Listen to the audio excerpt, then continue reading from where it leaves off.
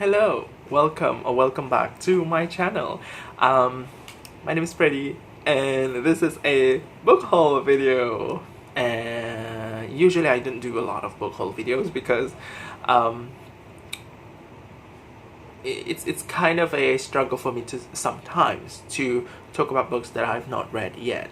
But recently I've made some, I've made multiple purchases, and some of these books I do feel like I want to talk a bit about them, because they exude this kind of vibe that I just cannot resist sharing. But yeah, let's talk about books. First, I'm going to talk about the books that I got from an online store that I particularly like called Books and Bobs.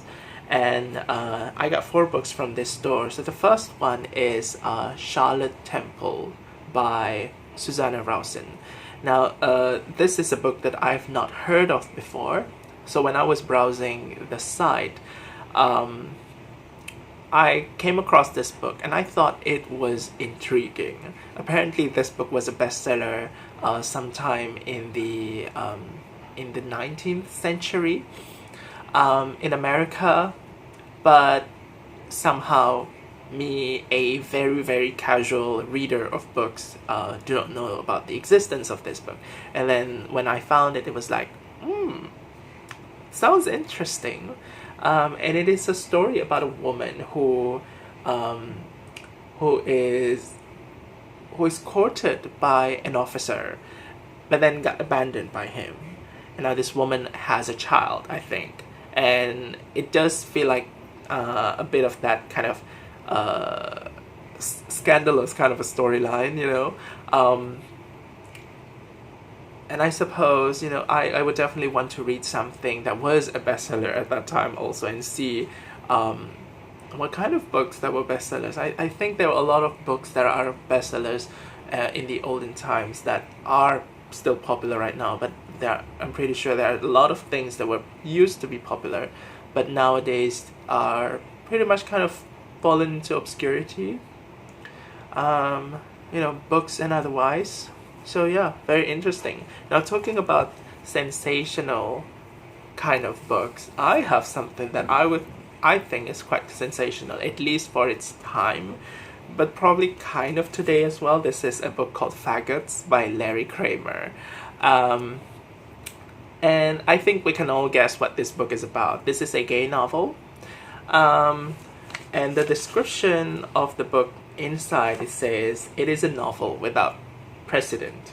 It is an odyssey, not of a Greek adventurer, but of 40-ish writer, a homosexual looking for a lover, looking for a permanent relationship. It is explicit in sexual detail, but funny and compassionate too. Now, the way the blurb describes this book, and how it also talks about this book at the back cover, I think it's just so interesting. Before you read it, you can see what its critics think about it. Here are 2 pages of reviews. Okay, and you got 2 pages of reviews over here. The pros and cons, the voices of the amused and the angry, the outraged and the appreciative. You'll have an opinion of your own though. And it says in big, bold typeface, no one can be neutral about faggots. And this sentence is repeated throughout the cover.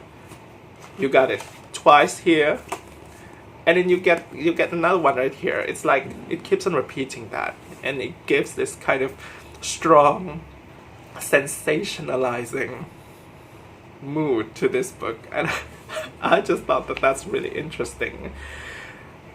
Read the controversial, critical comments on the first page. Again, it wants us to really read the reviews on these first 2 pages.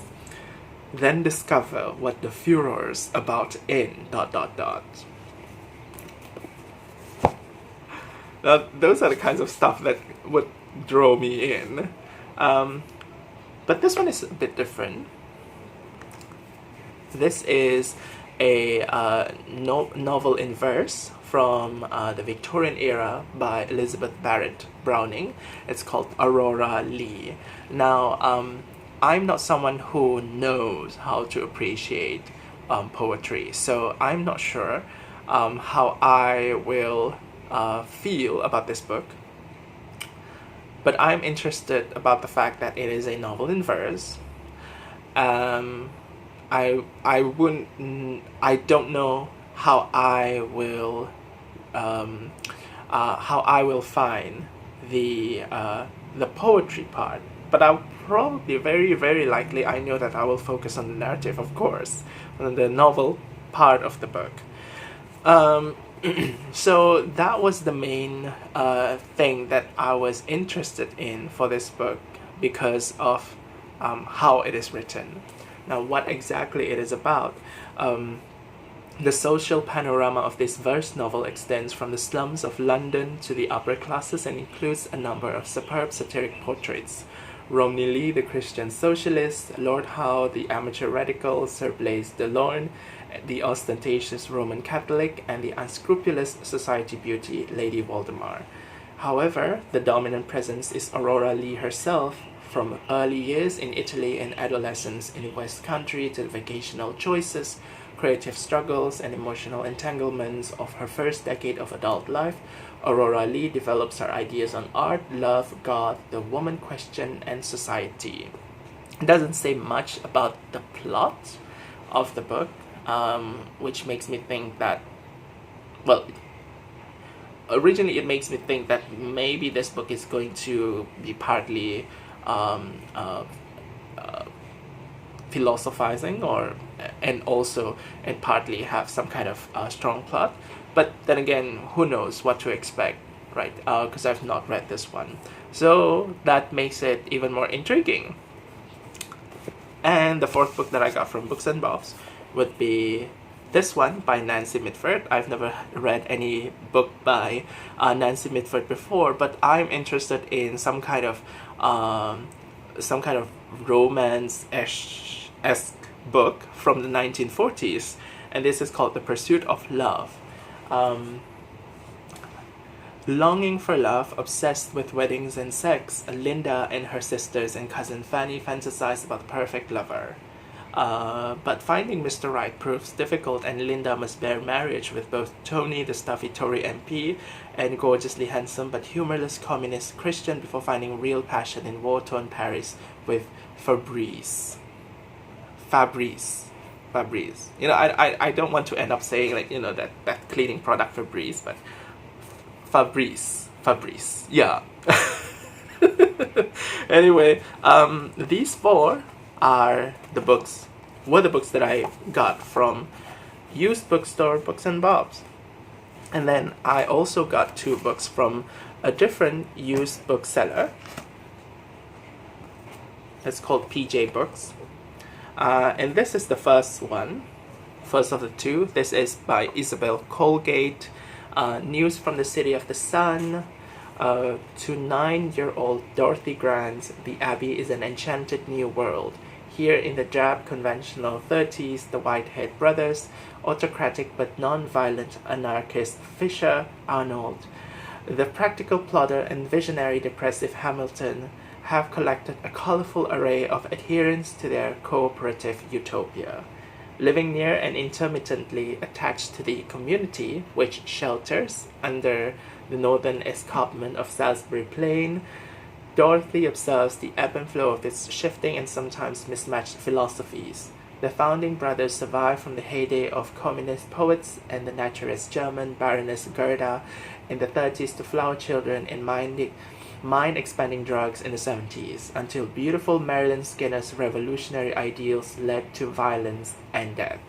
For Dorothy, owing the Abbey what she would probably have called her real life, Fisher's dream holds its power, giving her the courage, finally in middle life, to choose her own future. To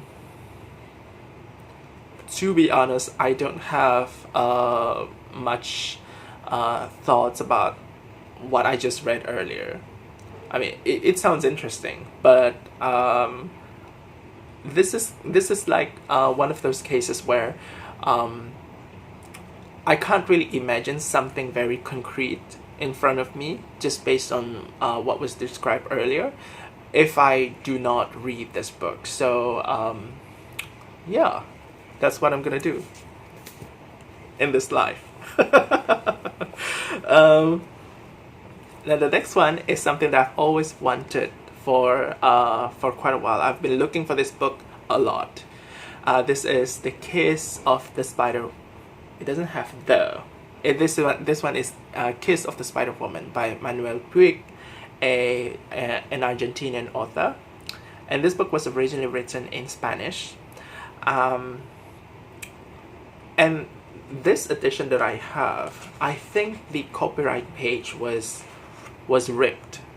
So I cannot see that page, and therefore I don't know really who translated this book. Now, that page may or may not contain also the information. Sometimes it doesn't, but this book doesn't show who translated this this English version. But then after scouring online for information, I found that the translator for this one was Thomas Colchie.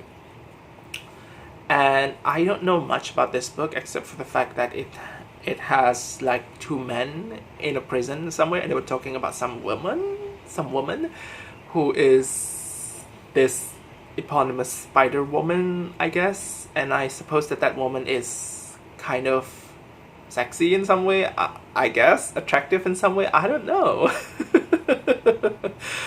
And apparently one of the men is gay.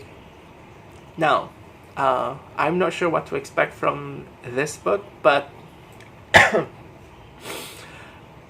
it is definitely something that has been kind of, it is something that I have been eyeing for quite a while. It's just that it was quite difficult to find here.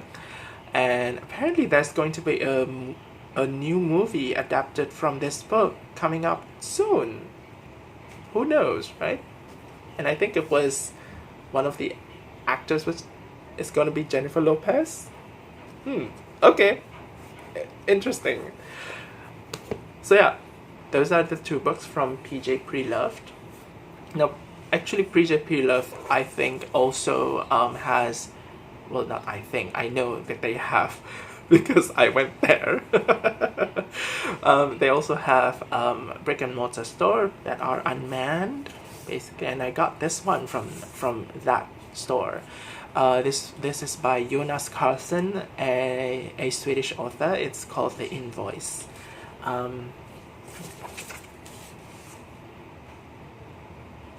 Actually, the description is quite long, and I did not actually read the description when I bought this book. I just saw this book. I saw it has an interesting cover. It's a bit cutesy, and so I got it. And it's also hardcover. It's a short hardcover, so I got it. So honestly, up until this point, I have not read the description of this book, and I don't think I will read it now, because I want to keep the mystery going. Okay, you know what? For you guys, I'm gonna do it. Hilarious, profound, and achingly true to life, Jonas Karlsson's new novel explores the nature of happiness through the eyes of a character you won't soon forget. Our hero, a passionate film buff, leads a life that revolves around his part-time job at a video store, the company of a few precious friends, and a daily routine that more often than not concludes with pizza and a movie in his treasured small space in Stockholm. When he receives an astronomical invoice from a random national bureaucratic agency, everything tumbles into madness as he calls the hotline night and day to find out why he is the recipient of the largest bill in the entire country. Okay, what is the price of a cherished memory? Okay, now we're shifting gears. How much would you pay for a beautiful summer day? How will our carefree idealist, who is content with so little and has no chance of paying such a bill, finds a way out of this mess? All these questions pull you through the invoice and prove once again that Jonas Karlsson is simply a master of entertaining, intelligent, and life-affirming work. Okay, now that I've read that description, I would say this is not the kind of book I would usually go to, because it is kind of optimistic, and that kind of made me realize that a lot of the books that I read tend to be a little bit bleak in some ways, which is definitely something that I think I should balance out. And so I guess that's a good thing that I got something like this, something life affirming. Yeah, but then again, it definitely has a cute, whimsical vibe. I mean, that was the reason I got it from the, based on the cute cover. It's just that I didn't really know what it was about before that. Thanks to you. No, it's not, I'm just joking. Now I know what the book is about, and honestly, it sounds pretty, not bad. That's certainly something I would want to try as well, life affirming. The next two books I got from a store called Kinokuniya, and so Kinokuniya is actually a bookshop located under, it's inside a mall under the Petronas Twin Towers. So I pass by that big building almost every day on my way to school, because that's where I take the train. And once in a while, I would just go to the mall, wander through the mall. I mean, usually I would just go straight to the bookshop. I don't really go to other places in the mall. Like, it's not like I have money for Gucci products anyway. Not that I'm interested, but I do have money for some of these stuff. So the first one is Sylvia Townsend Warner's Lolly Willowes. This is something that I have been looking for quite a while, and one time I actually saw this book on the shelf and I was interested in getting this, but I ended up not getting it. And I said to myself, next time when I visit that store, I will definitely get it. So when I went back to that store some of the time, I saw that this book was not there anymore, and I was disappointed. And then after that, I returned to that store some of the time. I did not see it again, and I was again disappointed. And until one time this month, I went to that store just to kind of browse through the books, and then I saw this, and I was like, okay, let's just get it. And the reason why I was drawn towards this book is that it seems like it is a book that has a bit of a whimsical vibe. Okay, now I might be confusing you. I said that this book also had a bit of a whimsical vibe, but that isn't exactly why I got this book. This is not really the kind of whimsical vibe that I usually go for. This whimsical vibe, it has a bit of that kind of witchy flavor to it, which is the kind of whimsical that I tend to like,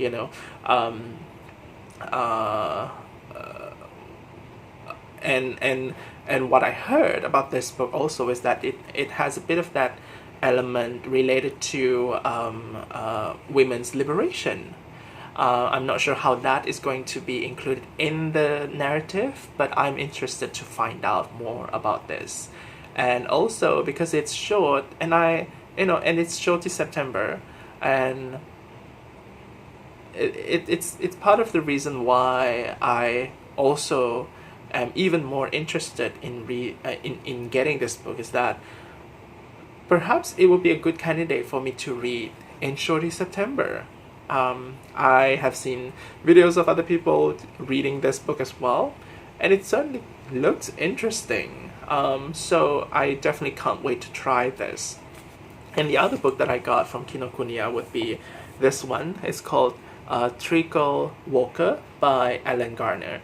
I've heard of this book when it was nominated for the Bookers in 2022, and by that time I was not really following the Bookers. I think I only followed the Bookers since I started booktubing, and only for like 1 or 2 years. But you know, when you are on BookTube, when you are on Bookstagram, you see posts about the Booker books a lot, and you can't really avoid that.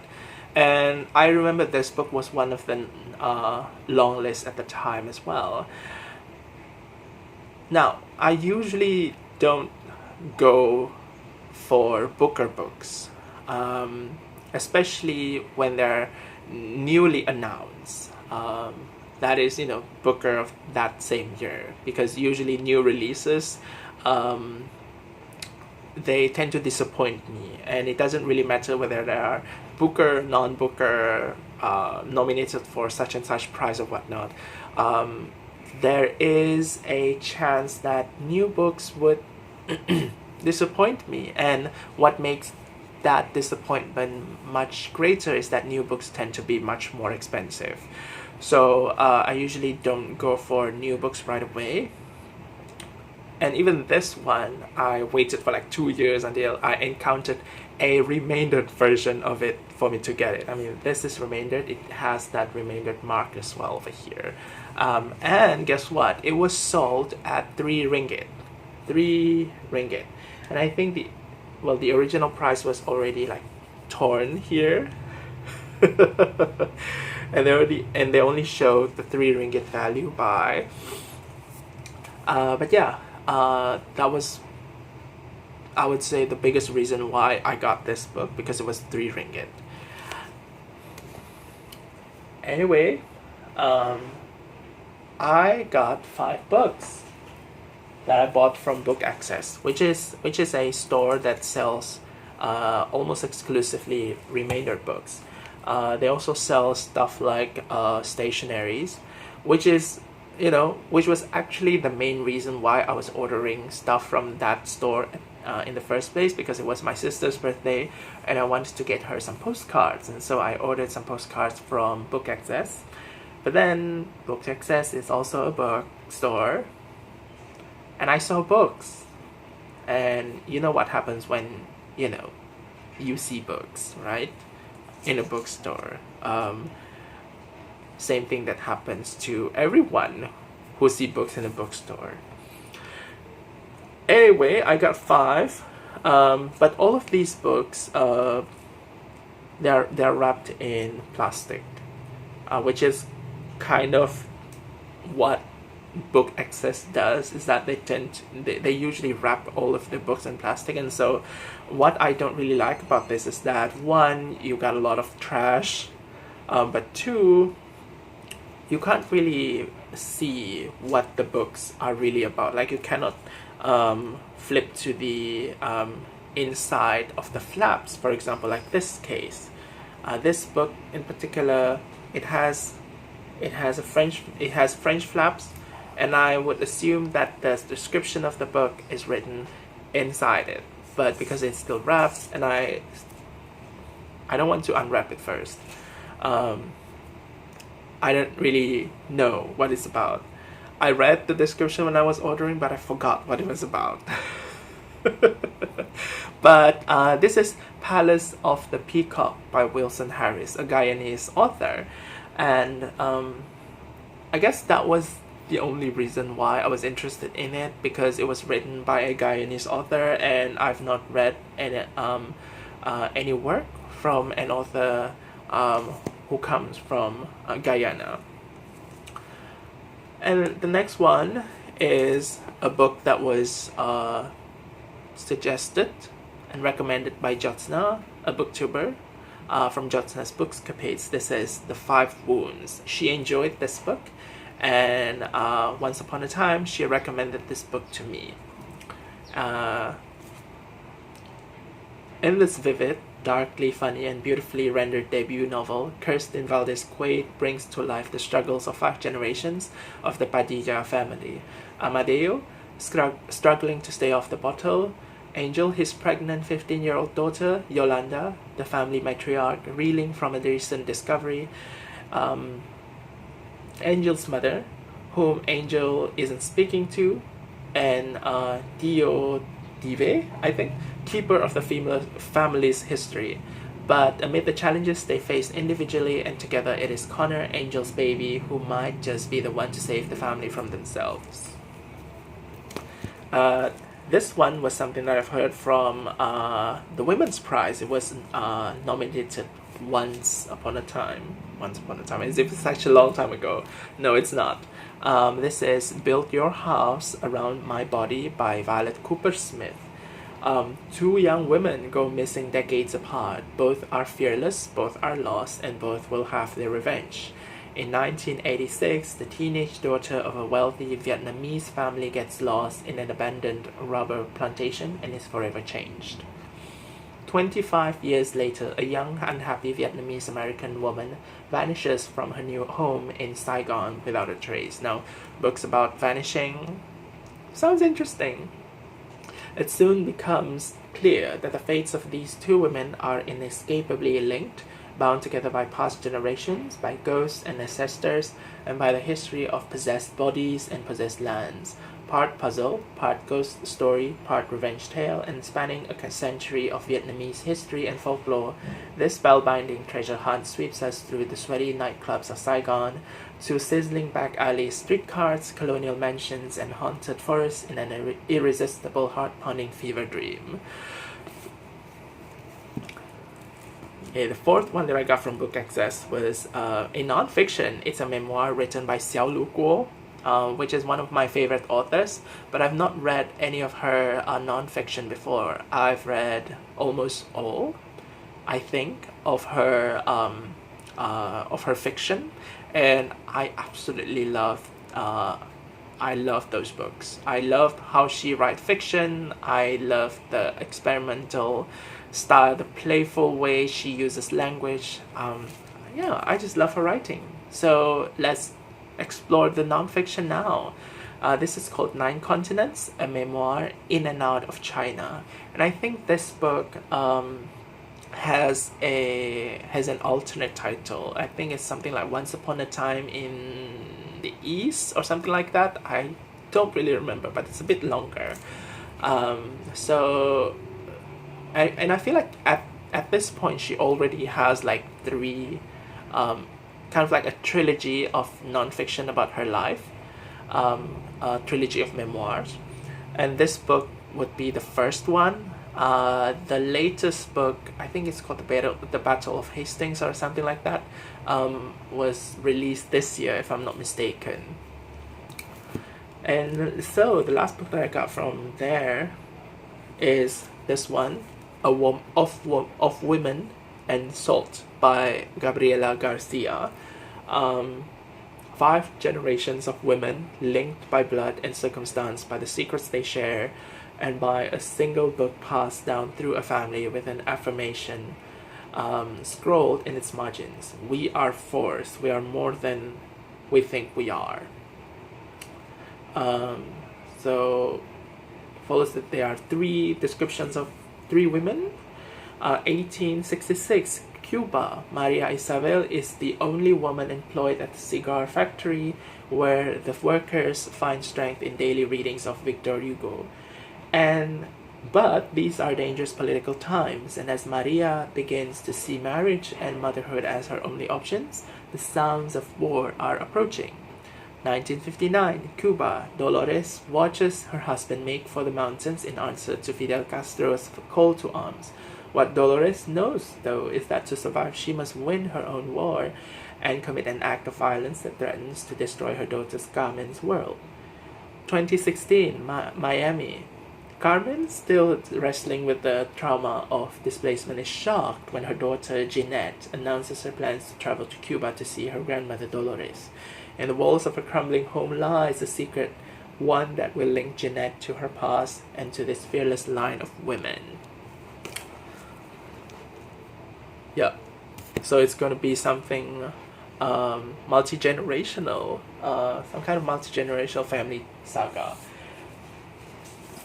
And these are the last set of books that I got from a book fair organized by a book retail chain called Popular. And I think Popular originates from Singapore, if I'm not mistaken. But Popular stores can be found all over Malaysia. Now, something about Popular is that I would go to their store, and the first shelf I would head towards would be the shelf of remaindered books that they call blockbuster price.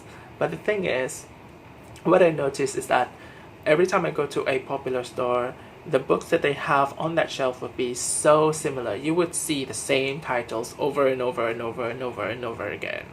And that also includes their book fairs.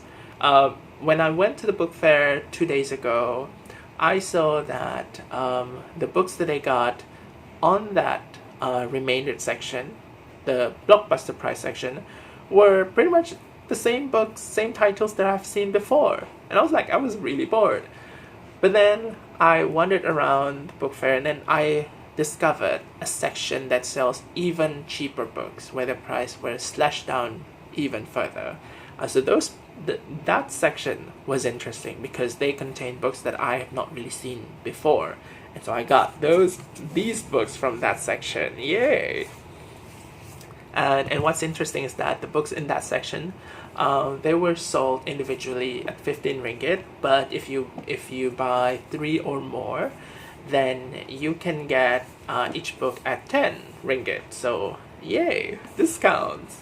So the first book that I got was a translated fiction by Javier Cercas. This is called The Imposter. Now, I look at this book, I just thought that it looked really pretty. So Javier Cercas is an author from... It doesn't really say where he's from though.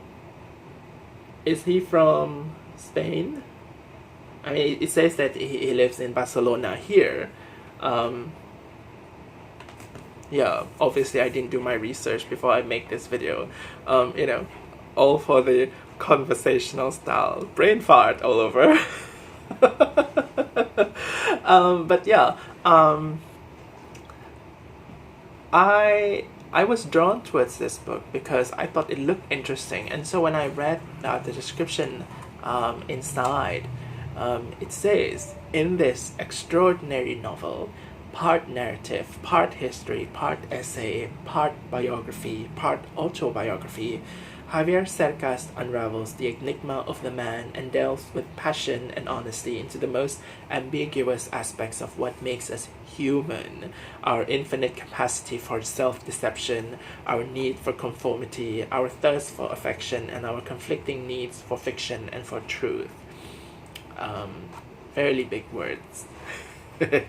But who is Enrique Marco? A veteran of the Spanish Civil War, a fighter against fascism, an impassioned campaigner for justice, and a survivor of the Nazi death camps? Or is he simply an old man with delusions of grandeur, a charlatan who fabricated his heroic war record, who was never a prisoner in the Third Reich, and never opposed Franco, a charming, beguiling, and compulsive liar who refashioned himself as a defender of liberty and who was unmasked in 2005 at the height of his influence and renown? A true story that is packed with fiction created by its main character, Enrique Marco. Interesting. I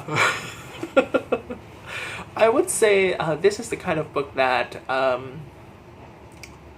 has a certain complexity that would make me feel overwhelmed sometimes. And I must say, at this point, I do feel a bit overwhelmed, coupled with the fact that I am kind of anxious right now about something else in real life. So I'm not sure if this is something that I would pick up and read right away at this time. But I could certainly see it being something that I might be interested in sometime when I feel like I'm in a headspace where I feel a little bit more relaxed, or if anyone wants to buddy read this book with me. And the thing is, all of the books in this video, if anyone is interested in buddy reading any with me, reading these books together, just let me know. Just let me know in the comments, or reach out via any of the socials below. yeah, just let me know and let's have fun reading together. Now, I still have 2 more books to talk about, which are books that I got from that popular book fair. This one is by Dasha Drndic. This is called Laika Format. It is a translated fiction, originally in Croatian, and it was translated into English by Celia Hawksworth. So I have a personal policy regarding book buying, and that would be if I have a book by an author that I have not read yet, but I already have the book, then I would not buy another book by that same author until I've read that first book that I own. I already own a book by Dasha Drndic. It's called Trieste. And I think I've owned that book since like a few years already. I got that book when I was still living in Johor Bahru, so that's like years. But unfortunately, that book is in Kuching right now, and I'm interested in reading stuff by Dasha Drndic. And I saw that this book was sold at a low price, and I was like, you know what? Just get this one. Let this be my first Dasha Drndic book, I guess. Yeah, so basically that's my story with this book. And the acquisition of this book. A woman meets a stranger who tells her that her identity is a lie. Hundreds of children's brains rest in jars whilst their relatives search for answers. Crowds of refugees travel in hope of a new life across the ocean. Prisoners are subjected to indescribable horrors in the name of science and medical research. And a traveler arrives in a nondescript city to confront her past, a city which was once a significant port of departure, but has now become a provincial, inward-looking town. Such are the threads of this kaleidoscopic novel from the author of Trieste. Fact and fiction, memory and the act of forgetting, tradition and its destruction are stitched together to form a collage that bears witness to the darkest phases of human existence and looks askance at the horrors of the last century. Now, on to the final book that I got. This is interesting, and I'm going to tell you why. This is by Toni Morrison. This is called God Help the Child. When I saw this book, I was interested for a few reasons. One, it's Toni Morrison. I like her writing. I've read some of her books before. I've not read all of her books, but I like her writing. And apparently this book was her final novel. And so I got it. You know, Toni Morrison is like one of the authors I would consider an auto-buy author. So, yeah, that's one thing. Another thing is that, look at this cover. I think there's something a bit off about this cover. I'm not sure about you guys, but I feel like there's something a bit strange, incongruent with this cover. Because when I look at this book's cover, the first thing that I would think of is some kind of romantic drama or rom-com of a strong, confident black woman navigating her corporate career while juggling 5 relationships with 5 different men who are all sexy and handsome. And I don't think that would be the kind of story Toni Morrison would write. But that's certainly the vibe that I got from this novel. So yeah. And apparently when I shared that opinion on Instagram, someone else also agreed with me that this cover really did look kind of weird. And I'm not someone who is very much well-versed in graphic design or book covers, arts like that. So I'm not sure if I can describe in a very technical way why this book sort of feels off. But let me just say that maybe it's because of how the pose of this model just looked kind of confident and strong, and how this model is featured right at the front and center of this cover. Like, she occupies the entire cover, which just kind of makes her feel very self-assured. And I think Toni Morrison's characters, they aren't usually known for being super strong, and I mean they are strong, but they're not very known for that whole very self-assured and confident vibe. You know, it just doesn't feel like her characters. But let's just read what the description of the book says. Sweetness wants to love her child, Bride, but she struggles to love her as a mother should. Bride, now glamorous, grown up, ebony, black, and panther-like, wants to love her man, Booker, but she finds herself betrayed by a moment in her past, a moment born of a desperate burn for the love of her mother. Booker cannot fathom Bride's depths, but with his own love-lorn past bending him out of shape, can they find way through the damage wrought on their blameless childhood souls to light and happiness free from pain? Now that sounds more like a Toni Morrison story, but this cover, on the other hand, just feels like a poster for a, I don't know, Shonda Rhimes production? Or a Lifetime movie. Yeah, kind of strange. Let me know what you think. So those are all of the books that I got from these multiple purchases. Let me know if you have read any of these. Let me know again if you are interested in reading these books together. Let me know what you are currently reading right now, and have you bought any books recently? But yeah, as for this video, that's all for now. I'll see you again in a different one, so until then, take care, thanks for watching, and bye!